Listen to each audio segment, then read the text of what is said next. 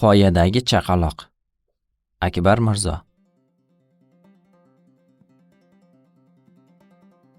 Quyosh tog' ortiga o'tdi. Qurbon aka otning beliga tashlangan xurjundan qalin lattaga o'ralgan qo'ng'iroq olib, boshi barobar ko'targanicha qattiq chaldi. Adirni birdan qo'y-qo'zilarning baragan ovozi tutdi. Qo'zichoqlar dikonglab chopishdan to'xtab, onalarini qidirib qolishdi. Qani, o'tovga. Qayt. Qurbon akaning hayqirig'idan so'ng adirni yana jimlik qopladi. Serka buyruqni tushunganday yo'l boshladi. Poda asta adir yoqalab pastga yo'rg'aladi. Tongning soyasi chor atrofni qoplay boshladi. Uzoqdagi qoramtir bulutlarga ko'zi tushgan Qurbon ota tog' havosiga ishonib bo'lmasligini yaxshi biladi. Ko'ngliga kelgan xavotir ichida "Olapar!" dedi qo'ng'iroqni jigarrang xurjinga joylarkan. Olapar egasiga bir qarab qo'ydi-da, lapanglab podani biroz tezlatdi. Suruv qorong'i tushmasdan o'tovga yetib keldi. Qurbon aka qo'ri oldida peshvoz chiqqan o'g'lini ko'rib hayron bo'ldi. Yo'lda Olapar bejiz xurmaganini, o'tovga yetar-yetmas chopib ketganining boisini endi angladi. "Tinchlikmi? Ergashali? Erta qaytibsan?" Xavotirini yashira olmay so'radi Qurbon aka, Olaparni silab erkalayotgan o'g'liga tikilarkan. "Tinchlik dada, tinchlik", dedi Ergashali qaddini tutib dadasiga salom bergach. "Birato'la imtihonlarni topshirib kelaman deganding-ku." Otdan tushishga shoshilmagan ota hamon o'g'liga sinchkov nazar tashlab turardi. "O'tgan yili ijaraga turgan uyimizda odam bor ekan. Yana 10 kunlarda bo'sharmish. Shaharda tentirab yuramanmi deb kelaverdim. Ungacha sizga qarashib turarman dada", dedi Ergashali endi otning jilovini qo'lga olib, uning keng peshonasini silarkan.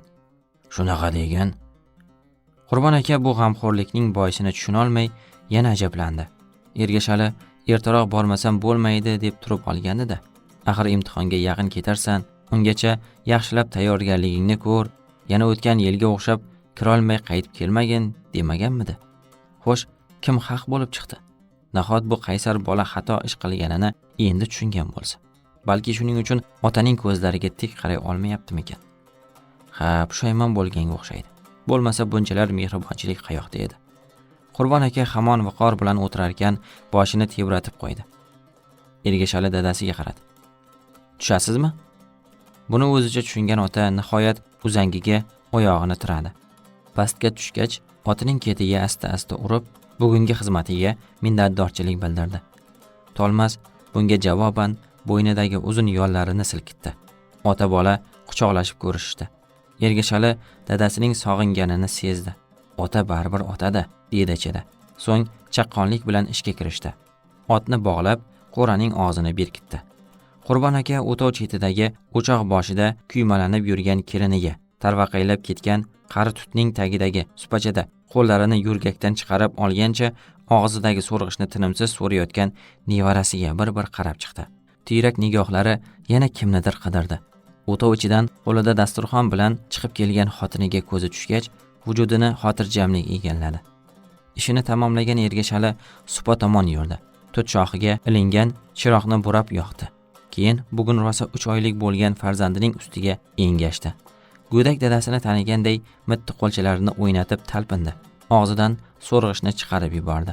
"Seni sog'inibdi", dedi xontaxta ustiga dasturxon yozayotgan Toshxon aya jilmayib. Ammo keyin birdan o'zgardi. Yig'lab yuborishdan o'zini zo'rg'a tiydi. Dilini o'rtagan gapni esa pichirlabgina aytdi. "Bularni olib ketib qolsang, qanday chidarkanman? Hali ketayotganim yo'q-ku. Avval o'qishga kiraychi." "Baribir-da", dedi Toshxon aya nevarasini qo'lga olib, jajji barmoqchalaridan ketma-ket o'parkan. "Bo'ldi, ona." Ergashali dadasi tomon ko'z qira tashladi. "Iltimos, boshlamay turing. Dadam eshitsa, itining fe'li egasiga ma'lum", deydilar. Toshxon aya darrov o'zini qo'lga oldi. Hech narsadan xabari yo'qday eriga, "Keldingizmi? Charchamay", dedi-yu kelini tomon yurib namiqqan ko'zlarini yashirgan bo'ldi. Oila dasturxon atrofida to'planganda adir tagidagi o'tovga yana fayz kirdi. Qurbon akaning nazdida o'g'li biroz sermulozamat edi. O'zini ancha erkin tutishi, o'qishga kirishiga ishonch bilan gapirish ham e'tiborni tortgan, hatto ta'jublanishiga sabab bo'layotgandi. "Qiziq", xayolidan kechiradi ota, oshni ishtaha bilan paqqos tushirayotgan farzandiga zimdan nazar tashlab. Nega bunchalar ichi qiziyapti ekan? Dasturxonga duo qilingach, Qurbon aka nevarasini bag'riga oldi. Danagidan mag'zi shirinda, dedi negadir mo'ltirab turgan xotiniga ko'z qirini tashlab. Keyin bolakayni erkalay boshladi. Ergashali bu holni uzoq kuzatib o'tira olmadi. Nimanidir bahona qilib o'rnidan turdi. Mazali palov uchun rahmat eshitgan kelin avval idish-tovoqlarni, keyin dasturxonni yig'ishtirdi. Kattagina suyak bilan siylangan olapar qo'ra tomon ketdi. Ergashali barvaqt turib, suruvni oldiga soldi. Otasi hamroh bo'lay degandi, unamadi. Charchadingiz, dam oling. Bu g'amxo'rlikni o'zicha tushungan Qurbon aka noiloj o'tovda qoldi. Mendan keyin boqaverasiz podayingizni deganida bu, deya xayolidan o'tkazdi, qo'liga ketmon olar ekan. O'g'li shaharga ketgandan buyon ekin-tekinga qaray olgani yo'q edi. Ishlashga fursat topilgani uchun boshqa gaplarga qo'l siltadi. Tepadan sizib kelayotgan suv yo'lini to'sib, pomidor ekilgan egitlarga to'g'riladi. Keyin sal pastroqdagi terakzor tomon yurdi. Ancha ko'zga ko'rinib qolgan daraxtlar uning ko'zini quvontirdi. Endi ularning yonidan chiqqan mayda shoxlarni kesib, shakl berish kerakligini o'ylab, o'tovda ancha ishlar yig'ilib qolganini payqadi. Ergashaliga ruxsat berganiga achindi. Shu ishlarni u bajarganda yaxshi edi-da. 60 ga kirganda daraxtma-daraxt chiqib yurmaydi-ku axir. Yaxshisi ertaga o'g'lini o'tovda qoldiradi. Rostdan ham ketib qoladigan bo'lsa, barcha qiyin ishlarni tugatib ketsin. Qishdan bir amallab chiqib olishsa, u yog'i bir gap bo'lar. Go'dak yig'isi eshitildi. Qurbon aka nevarasi uyg'onganini anglab, chaylaga qaytdi. Quyoshning tafti tanga yoqa boshladi. Tut soyasiga kelib o'tirgach, keliniga "Qani, polvonni olib kengchi", dedi mehri tovlanib. Zurriyot. Qurbon aka go'dakni qo'liga olib, peshonasidan o'pganda, yuragida qandaydir o'zi darrov anglab yetmagan hislar jo'sh urganini sezdi. Nasl davomchisi tug'ilganida bir quvongan bo'lsa, hozir u quchog'ini to'ldirib turganidan, bobosiga qarab jilmayib qo'yayotganidan ming quvondi. Qani edi yo'ldosh Ali yurib qolgan bo'lsa-yu, qadami yetgan butun yerlarni ko'rsatib chiqsa. Ot mindirib atrofdagi borliq jonivorlarni bir-bir tanishtirsa, ularga oshno qilib mehr uyg'otsa. Balki shaharga ketishni istamagan bo'larmidi. Xotinining kechasi allamahalda aytgan gapi esiga tushib, ko'ngli g'ashlandi. Nima emish, agar o'qishga kirsa, bola chaqasini olib ketarmish. Yopiray, bu narsa uning xayoliga qayerdan keldi? Yoki kelin shunaqa shart qo'ydimikan? Tavba, bu bola shaharga o'qish uchun ketyaptimi yoki oilasini boqishgami? Uyqusi qochgan Qurbon aka kechki ovqat ustidagi gap so'zlarning mohiyatini endigina anglaganday bo'ldi. O'zini sal baland tutishi bekor emas ekanda. Hali institutga kira oladimi, yo'qmi? Yana o'tgan yilga o'xshab, lekin imtihonlardan o'tsa-chi? Unda nima bo'ladi? Qurbon aka beixtiyor qo'lidagi go'dakka termildi. Yana bir necha kundan keyin nevarasi ketib qoladiganday uni mahkam quchdi. Dadasiga yo'ldosh bo'lsin deb ismini Yo'ldosh Ali qo'yganichi. Endi afsus chekishga hojat yo'q. Chaqaloq ism qo'yilgan, qulog'iga azon aytilgan. Balki aqlini tanigach bobosining oldiga qaytar. Qaragan chog'ida beliga quvvat, ko'ziga nur bo'lar. Yana kim biladi? Axir o'g'liga ham ne umidlar bilan Ergashali deb ism qo'ygandi. Menga ergashsin, o'rnimni bossin deb. Ammo oqibati nima bo'ldi? 5-6 kun shaharda yurib, biror haftada ketaman deb o'tiribdi-yu. Bu go'dak u yerning nonini yeb, havosidan nafas olsa qaytib kelarmidi? Qurbon aka birinchi marta o'zini ojiz sezdi. Biroq tezda fikrini jamladi. Hozirdanoq umidsizlikka tushishni ep ko'rmadi. Chaqaloqni ko'tarib, o'tov atrofini aylantirdi. Kelinining issiq olib chiqmang deb qo'yganiga e'tibor qilib o'tirmadi. Tog'ning toza havosidan to'yib nafas olsin deya soya salqin joylarda ancha yurdi. Hatto qorni ochqab yig'iga tushganda ham onasining qo'liga tutqazishga shoshilmadi. Dadang mendan ham qaysar chiqibdi. Esini taniganda seni o'qitaman degan bitta gapimni mahkam ushlab olganini qara. Rostdan ham chin ko'ngildan aytganmanmi yoki otdan qulab kasal yotganimda jahl ustida gapirib yuborganmanmi? Bilmadim-u, ammo og'zimdan chiqqani haqiqat. Shuning uchun lafzimdan qayta olmay o'qishga qarshilik qilmadim. Negaki kira olmasligiga ko'zim yetadi-da. Cho'ponning o'g'li institutga kira olarmidi? Ertayu kech qo'yning ortidan tayoq ko'tarib yurgan bo'lsa, qanaqa bilim bo'lsin unda? Oyda 2 marta maktabga borib qo'ysa, hisobga o'targanmi yoki bilmaymanmi? Ergashali, gapimga quloq tutmadi. Ana, o'tgan yili nima bo'ldi? Yig'ilgan kurashga to'ymasligini bilaman. Nega sal kunda qaytib ketaman deb gapirdi ekan. Bu yesipaz dadang nimaga bunaqa dedi ekan? Yo, meni sinash uchun aytdim ekan. Gapirsang-chi Mittivoy. G'alag'ovur shaharga ketasanmi yoki mana shu tinch osuda adirda men bilan qolasanmi? Mana bu bog'ni ko'ryapsanmi? U ana bu baland tog'larni-chi? Ha, barakalla. Endi bularning hammasi o'zimizniki bolam. Ularga ko'z quloq bo'lmasak, asrab avaylamasak nima bo'ladi? Burgutvoy havoga ko'tarilibdimi? Qara, ko'ryapsanmi?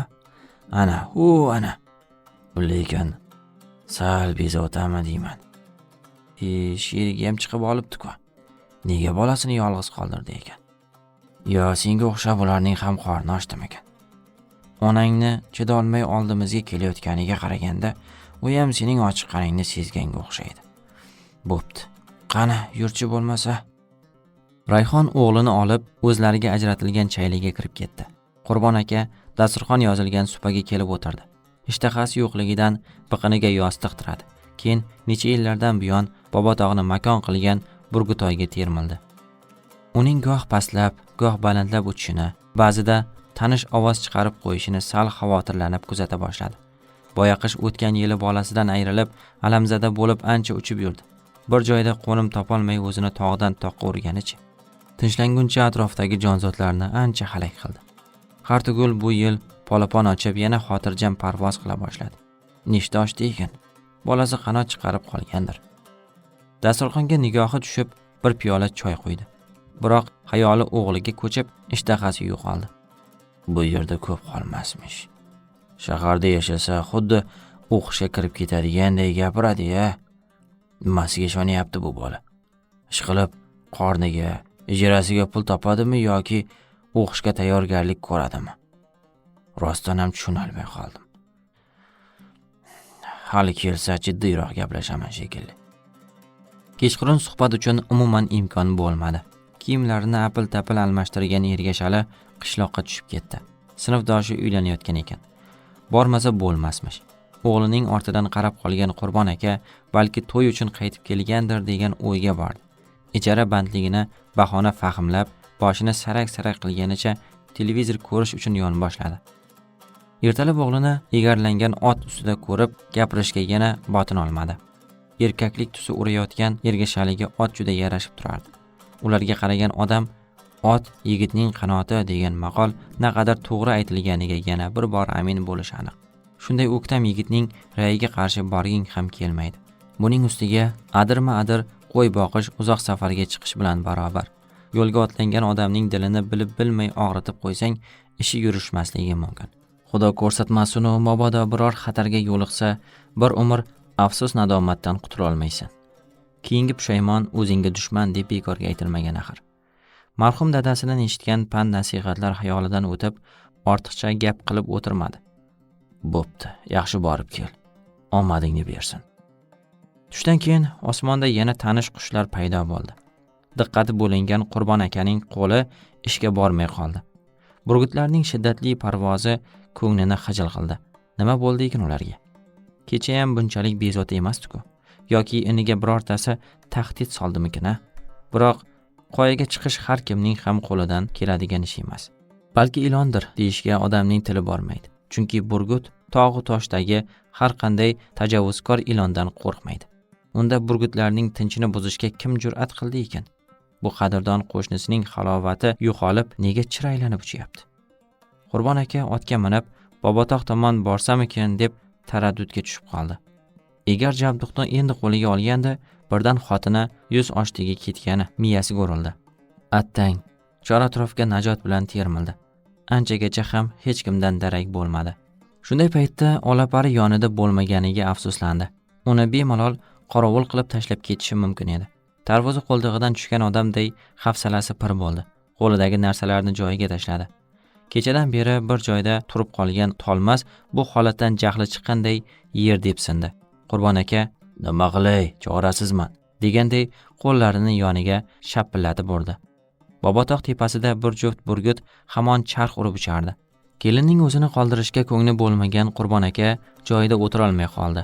Xotini hali beri kelmasligini bilib, battar achchiqlandi. Shu xotinlarga ham hayronman, dedi o'zi bilan o'zi gaplashib. Bir gapga tushib ketsa, uyi borligini ham unutib qo'yishadi. Ter bosgan peshonasini artarkan, birdan bekorga jahl qilayotganini anglab qoldi. Bu tog'i toshda, o'tovda hayot kechirishning o'zimi? Xotini bechora shunaqa paytlarda bir yayrab olmasa qachon yayraydi? Xudoga shukrki, kelin olib, ayniqsa nevara ko'rib bag'ri dili ochilgan, ba'zida shu kengliklarga ham sig'may ketadi. Mayli, to'yga bormaganga yarasha 100 oshtida bemalol o'tirib kelsin. Ana u gaplar chin bo'lib, kelin ham shaharga ketib qolsa, yuragi yana yarimta bo'lib qoladi. Xuddi ana bu burgutlar misoli o'zini qayerga qo'yishni bilmay qolsa kerak. Boyaqishga qiyin bo'ladi-da. Qushlar o'tovga ancha yaqin kelib uchishi Qurbon akaning xayolini bo'ldi. Odatda ular o'tov tepasiga kamdan kam kelishardi. Oxirgi marta qachon kelganini esladi. Chaqaloq ovozi qir adirlarda aks sado berganda ularni shu yaqin atrofda ko'rgandi. Go'yo qutlagani kelishganday ancha parvoz qilib qaytib ketishgandi. Qurbon aka yanglishmasa, o'sha kunlar ularning polaponlari ham ko'z ochgandi. Burgutlarning hozirgi xatti-harakati o'sha paytdagi sokin parvozga sira o'xshamas edi. Ovoz chiqarish ham bo'lakcha, go'yo boshlariga xatar tushganday undan ogoh etmoqda yoki tog'da qandaydir yov o'rmalab yuribdi. Qurbon aka qo'l oyog'i ipsiz bog'langan odam degan naqlning mohiyatini ana endi to'liq tushungandi. O'ziday nochor ahvolga tushib, ko'zlagan manzilga keta olmagan odam aytgan ekanda deb fikr yuritdi qo'rg'on atrofini aylanar ekan. U shu zaylda bot-bot tulporining yoniga kelib qolar va egarga ko'z tashlab qo'yardi. Burgutlar bu yerda hech qanday najot yo'qday birdan g'oyib bo'lishdi. Ammo kechga yaqin negadir podaning ustida aylanib uchib o'tovga yaqinlashdi. Ulardagi bir jur'atni ko'rib Qurbon aka yana taajjubga tushdi. Ular endi bezotalanib qanot qoqishmas, bir-birini ta'qib ham qilmas edi. Tinch va sokin parvoz Qurbon akaning ko'nglidagi g'ashlikni biroz aritsa-da, necha yillardan buyon qadrdon bo'lib qolgan bu qushlarning jimgina o'tovni kuzatishlari allanechuk g'alati tuyulayotgandi. O'g'liga razm soldi. Ergashali odatdagidek sipoy edi, ammo qattiq toliqqani bilinib turardi. Qurbon aka otga nigoh tashladi. Jonivor yaxshigina dam olgan chog'i charchoq alomatlari sezilmasdi. Burgutlar bugun juda bezovta bo'lishdi-da. Endi atrofida begona odamga ko'zing tushmadimi? Ergashali bu savolni kutgan shekilli, "Yo'q, ko'rmadim", deya xotirjamlik bilan javob qildi. Biroq qo'y qo'zlarini qo'raga qamarkan, ko'z qirini otasidan uzmadi. Qorong'i tushib qoldi. Qaytsa bo'lardi. Haydab yuboraymi? Ular odamzodning gapiga quloq solmaydi, o'g'lim. Miltig'ingiz bor-ku. Nima? Ularga o'q uzmoqchimisan? Qo'rqitsak, qaytib ketisharmidi deyman-da. Ana, ketishyapti. Dar haqiqat, bu paytda bir juft burgut o'tovdan uzoqlasha boshlagan edi. Xo'p desangiz, bugun ekin-tekinga qarasam, dedi Ergashali yuz qo'lini shoshilmasdan yuvib kelgach. Charchadingmi? Onamga ham qarashayda, Toshkentga ketib qolsam, shunaqami? Deya xotinining yuz ko'zida paydo bo'layotgan ma'noli ifodalardan bir nimalarni o'qqan Qurbon aka belini mahkam bog'ladi. Mayli, onangga qarash. Ekin-tekinlarni epaqaga keltir. Ishqilib, bugun erta ketib qolmaysanmi? O'tovdagi ishlarni tugataychi. Bo'pti, men ketdim. Polvonim bilan xayrlashmadim-ku. Bor olib chiq. Qurbon aka nabirasini qo'lga olib erkalatdi. Shob mo'ylovini jajji qo'llariga ishqab kuldirdi. Bu orada o'g'liga yuzlanib, "Shu quvonchni bizdan olib ketmoqchimisan?" deganday boshini sarak-sarak qildi. Keyin nari ketarkan ichidagini baribir gapirdi. "Bu polvon shaharning bolasi emas. Anavi erkin burgutlardek shu keng qir adirlarning, osmono'par tog'larning shunqori bo'ladi. Sening yo'lingni to'smayman-u. Ammo bu polvonni olib ketib qolma. O'qishni bitirsang, u yog'i bir gap bo'lar." Ergashali gap orasida burgutlar degan so'zdan keyin xayoli chalg'ib, pahlavonni palapon deb eshitganday bo'ldi. Tezda boshini egarkan, yer ostidan toqqa qarab qo'ydi. Dadasi sal uzoqlashgandan keyingina yengil nafas oldi. Tushga yaqin Sarvixon aya, "Dadangga ovqat tashlab kelay" degan bahonada yoshlarni xoli qoldirdi. Ona farzandining dilini sezadi. Kelinning harakatlaridan niyatini biladi. Axir u onida. Emin-erkin qolgan yoshlar bir-birining diydoriga to'yishdi. Keyin ozroq tamadi qilishgan bo'ldi-da, yana o'tovga oshiqishdi. Ichkari issiq va dim bo'lgani bois chaqaloq injiqlik qila boshladi. Rayhon bolani tutning soyasidagi belanchakka solish uchun tashqariga olib chiqdi. Nimadir yodiga tushib, o'g'ilchasini supachaga yotqizdi-da, yana ichkariga oshiqdi. Go'dagining oyoq-qo'llarini yaxshilab yo'rgaklab qo'ymasa, qimirlab uyg'onib ketishi mumkin. Mahkam yo'rgakda bola tinch va uzoq uxlaydi. Ergashali darrov qaytgan xotinini bag'riga tortdi. Bolani hali yotqizmadim. Bo'la qol jonim. Rayhon ko'zlari yumilib ketayotgan chaqalog'ini yuzlaridan o'pib yo'rgakladi. Endi belanchakka yotqizmoqchi edi, belidan bog'laydigan bog'ichni olmagani yodiga tushdi. Belanchakni o'rtasidan bog'lamasa bo'ladimi? Keldingmi, Salim? Birpas sabr qilsangiz-chi, xayolimni o'g'irlaysiz-a? Yana nima? Bog'ichni olmabman-ku. Belanchakni bog'lashim kerak. Bo'pti, bora qol. Ha, to'xta. Bilasan-a, yaqin kunlarda seni shaharga olib ketishimni. Yaxshi bir joyni ijaraga olib maza qilib yashaymiz, dedi Ergashali xotinining yelkasidan quchib. Bu tog'i toshlarda tentirab yurmaymiz. Biz boshqacha yashaymiz. Avval o'qishga kirib olingchi. Mana ko'rasan, bu yil albatta kiraman. Bo'pti, hozir kelaman. Shoshma, bir o'pib olay. Bola tashqarida qoldi. Kelsangchi. Ergashalining baquvvat qo'llaridan chiqib ketish oson bo'lmadi. Erining issiq bag'rida Rayhonning ko'z o'ngidan hamma sharoitlari bor shinam xonadon o'tdi. Qanday yaxshi. Kirni mashina yuvsa, gilamni chang yutgich tozalasa, suv isitmasa, yozilgani tashqariga chiqmasa, birgina yumush, ovqat tayyorlashgina qolar ekan unga. Erib ketdi. Ergashalining otash bo'salari unga porloq kelajak hadya qilardi. Bir payt Rayhonning chinqirig'i butun borliqni tutdi. Tog'ning baland qoyalariga urilib aks sado berdi. Nafasi ichiga tushib ketgan Ergashali tashqariga otilib chiqqanida xotini dod solganicha qandaydir bahaybat qushning ortidan chopib borardi. Bir payt boshidan ro'moli uchdi, sochlari to'zidi, qadamlari tezlashdi. Baqiriq borgan sari ham kuchayar, ham pasayar edi. Bo'rg'ochi burgutku. Nima? U o'g'limni olib qochdimi?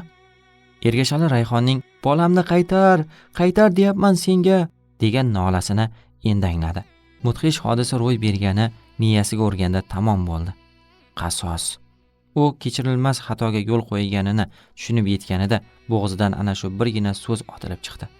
O'ldiraman, bolamni joyiga qo'y, deya baqirdi Ergashali. Uning ham g'azab, ham o'kinchga to'la ovozi uzoq-uzoqlarga yetib bordi. Rayhon birdan to'xtab, orqasiga o'girildi. Erining tahlikali baqirig'i uni shunga majbur qilgandi.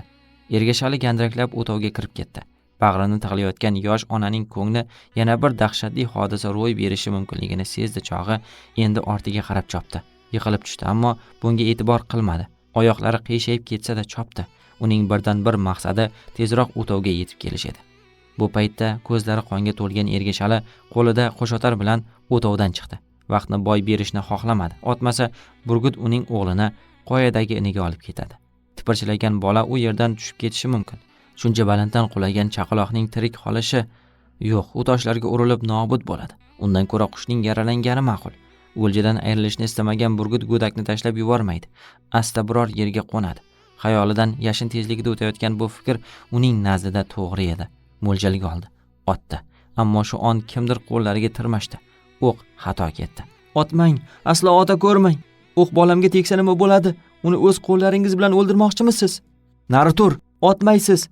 O'ldiraman bu gazandalarni, tuxumini quritaman. Er-xotin tortishar, burgut esa shiddat bilan qoyadagi ini tomon uchib borardi. Miltiqni menga bering. Boring orqasidan, bolamni olib keling. Bolani qoyadan olib tushib bo'lmaydi. Men bilmayman, boring dedim sizga. Bo'lmasa o'zim boraman. Qayerdaligini aytsangiz bas. Ergashali nima qilarini bilmay qoldi. Burgut undan qasos olgandi. U 2 kun toqqa qanday chiranib chiqib, uning bolasini o'g'irlagan bo'lsa, qushchaning onasi ham shunday yo'l tutgandi. Jonga jon bo'ldi. O'ch olindi. Bundan bexabar Rayhon yirtqich qushlarni qarg'ashga tushdi. Bu yerga kelin bo'lib tushganiga afsus nadomat cheka boshladi. Bolasiga bir narsa bo'lsa hamma yoqni ostin-ustun qilib tashlashini aytganda Ergashali chidab tura olmadi. Miltiqni o'tov tomonga uloqtirdi-da, qoya sari yo'lga tushdi. "Hoy, otga minmaysizmi?" Ergashali xayolini yig'di. Darvoqe tulpori bor-ku. U otga egar urib o'tirmadi. Bir sakrab ustiga mindi-da, endi oyoqlari bilan biqiniga nuqtagan edi, dadasiga ko'zi tushdi. Rayhon qaynotasini ko'rib, o'kirib yig'lab yubordi. Nima hodisa yuz berganini ko'rgan Qurbon aka o'g'lining yo'liga g'ov bo'ldi. Ergashali otni arang to'xtatib qoldi. Dadasining g'azab to'la nigohiga chiday olmay boshini xam qildi. Bolasiga tegindingmi?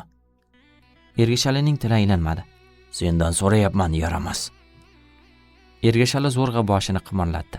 Shu ishorani kutib turgan Qurbon aka o'g'liga yaqin keldi-da, qarsillatib shapaloq tortib yubordi. Ot hurkib ketdi. Ergashali umbaloq oshib yerga quladi. Ko'rnamak, kimga sotmoqchi bo'lding? Nega katta gapirib qoldi desam, gap bu yoqda ekanda. Ota, kechiring meni. Pulga qiziqib. Ergashali o'rnidan turib, dadasining oyoqlariga yopishdi. Pul desa vijdoningni ham sotasanmi? Jon ota, bilmay qoldim. Sizdan yolvorib so'rayman, bolamni qaytaring.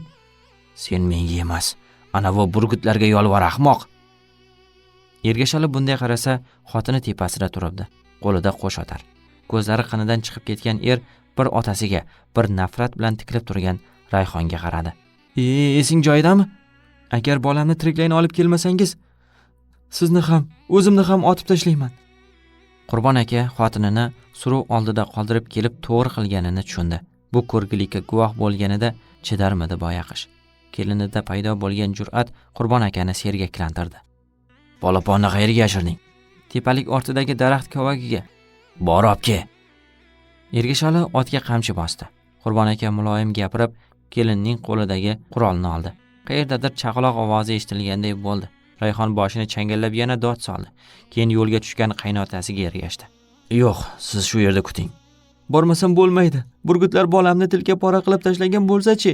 Tizzalariga mushladi kelin. Ular vahshiy emas qizim. Polaponini ko'rsa qaytib keladi. Mana ko'rasiz. Nabiramga ziyon yetkazishmaydi. Xo'p ota, boring, bora qoling, bo'lmasa. Ergashali polaponni qoyaga olib chiqmoqchi bo'ldi. Qurbon aka unamadi. Baland tepalikka ko'tarilib, yerga oq choyshab yoydi va uning o'rtasiga borib, qanot chiqarib qolgan qushchani ikki qo'llab uchirib yubormoqchiday boshi uzra bir necha marta havolatdi. Lekin erkiga qo'ymadi. Ochiqqan qushcha ota-onasini qidirganday noliy boshladi. Uning g'azabkor ovozi asta kuchaydi. Qurbon aka qoyalardan ko'z uzmas, bir zum jim qolgan polaponni yuqoriga ko'tarib, jahlini chiqarishda davom etardi. Ana, havoda bir emas, ikki burgut ko'rindi.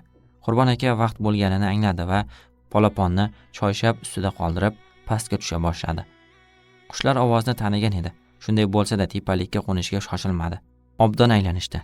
Hech qanday xavf yo'qligiga ishonch hosil qilgandan keyingina erkak burgut birinchi bo'lib bolasining oldiga tushdi. Lekin choyshab ustiga chiqmadi. Polapon qanot silkib joyida turaverdi. Shunda qandaydir ovoz chiqardi. Aftidan bolasini yoniga chorladi.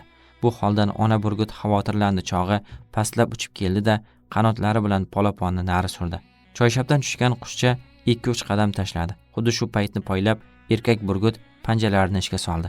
Bolasini changallab osmonga ko'tarildi. Qurbon aka yengil nafas oldi. Ergashali qoyaga tikilganicha dong qotib turaverdi. Ketdik. Qayerga? O'tovga. O'g'limchi? O'g'ling ishonchli joyda. Dada, hazilning vaqtimi hozir? Bola o'g'irlatish qanday bo'lar ekan? Dada, mazaq qilmang iltimos. Men hozir qayoqqa? Qoyaga chiqib, burgutlarning 3 tini bor. Qaysi biriga chiqasan? Hozir qorni ochib yig'lay boshlaydi. Shunga qarab, qayerdaligini bilib olaman. Shu yerda qimir etma, kut. Men suruvning oldiga ketdim. Onang ta'zirini yegandir. Nimani kutaman? Qachongacha kutaman? So'radi Ergashali otga minayotgan dadasidan jahli chiqib. Burgutlar bolangni olib tushgungacha. Olib tushmasa-chi? Ular senchalik bag'ritosh emas. Dada, nima dada? Shaharga ketganidan ko'ra qoyada unib o'sgani ham ma'qul menga. Yo'q, uni olib tushmasam bo'lmaydi. Mana ko'rasiz, hali zamon keliningiz ham yetib keladi. Men chiqmasam, u o'zini qoyaga otadi. Bu yerda qo'l qovushtirib o'tiraversam, ikkovidan ham ayrilib qolaman. Ergashali shunday deb yig'lab yubordi. Mayli, yig'la, siqta. Ammo yarim soat joyingdan qamirlama. Men tezda qaytib kelaman. Qurbon aka suruv tomon ot choptirib ketdi. O'g'lining o'kirib yig'lashiga yuragi ezilsa-da, ortiga qaramadi. Anchadan keyin osmonda tanish burgut ko'rindi. Biroq uning changalida yo'rgaklangan bola ko'rinmadi. Ergashalining ko'zlari tinib, boshi gir aylana boshladi. Tomog'i qurib, og'ir-og'ir yutindi. Tizalab olganicha qoyaga tikildi, tikilaverdi. Endi unda birgina ilinj qolgandi. Hademay inida qolgan urg'ochi burgut parvoz qiladi va uning o'tkir panjalarida yo'rgak bo'ladi.